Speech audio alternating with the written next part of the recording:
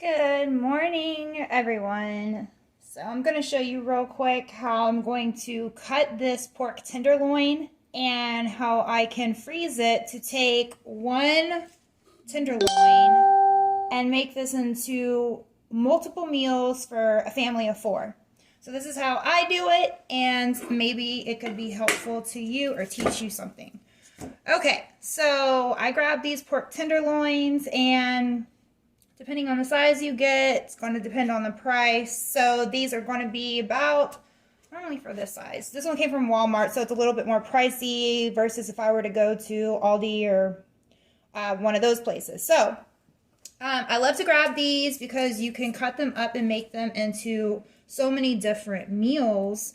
And it's a lean piece of meat, and you can just do so many things with it. So let's go ahead and cut this up.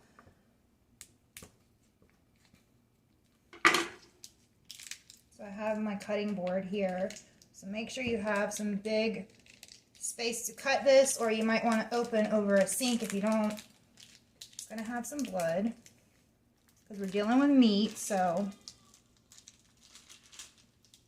this is a pretty big tenderloin. Okay, so this is actually 2. Okay, it was a 2-piece. I didn't see that it was a 2-piece in this pack, which is fine. Not really any different versus if it was just one big cut. So still going to show you how I'm going to turn this into you can turn this in about 2, 3, maybe even into 4 meals depending on how big of one you get. So here's different things. Okay, so first thing I like to do is I'm set one aside, and I'm just going to grab, and I have a butcher knife here, and I'm going to go ahead and cut this in some little bite-sized chunks, and then I can freeze this until I want to use it. So what I would do with little chunks like this for pork tenderloin is, obviously you can throw these in any type of stew. You can... but my favorite way is to lightly coat these in flour, maybe a little bit of breadcrumbs too if you want, but they really just need flour. Anytime you're doing like a pork chop, just lightly coat them in flour. You don't even have to use an egg wash. A little bit of salt and pepper. Fry them, and these are the best because they make like little fried pork chop nuggets. And if you save the pan drippings, you can make a gravy, and then you can use that with put that with rice or mashed potatoes, or my favorite is with grits. So that's like one favorite way I like to do that. So we're going to use these little diced up to either fry and make little pork nuggets, or I can make a stew one night. Probably end up doing some pork nuggets.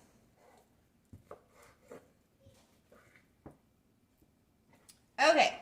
So then, if you want, you can come in and let me slide these over. So there's one meal. We have pork nuggets out of here.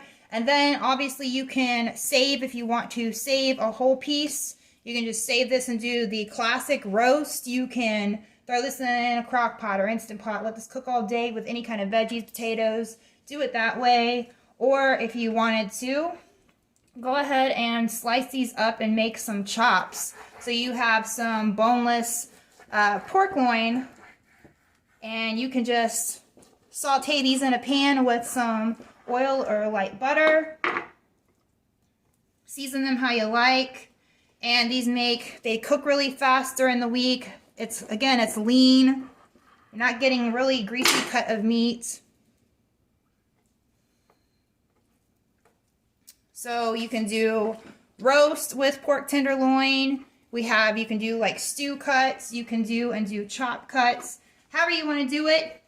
And then what I like to do is just grab freezer bags and store these in the freezer. So then you're taking one piece of meat that you got for it was like $10 for this. So now I took $10 and transform that into about 3 different meals for a family of 4. Super easy. So I think that is almost enough little chop bites over here. And so what I'll do with these is you can saute these in the pan or however, you know, butter. Do them simple way if you want to do a quick sear. Or you could even batter these with some breadcrumbs and maybe spray some ham or some cooking spray or oil. Throw these in the air fryer. You can throw these in the air fryer. We have those gadgets nowadays. So basically, that's it. And I'm going to use this leftover chunk to throw in with, there's a little piece of stew. And then I'll make a little roast one night. So these are my ideas for dinner. Probably end up frying these and have little pork nuggets, or you can do a pork stew. Then we have little pieces of the pork loin back here. Make them any way you would do a normal pork chop. Do these in casseroles, do these in, fry them up, sear them, however. And then any leftovers you have, use that and make a roast with potatoes and carrots and throw in a pouch of like onion soup mix. And there you go. For $10, I can feed a family of 4, 3 different meals. So if you like this little tip, make sure you like, share, and follow. Thanks for joining.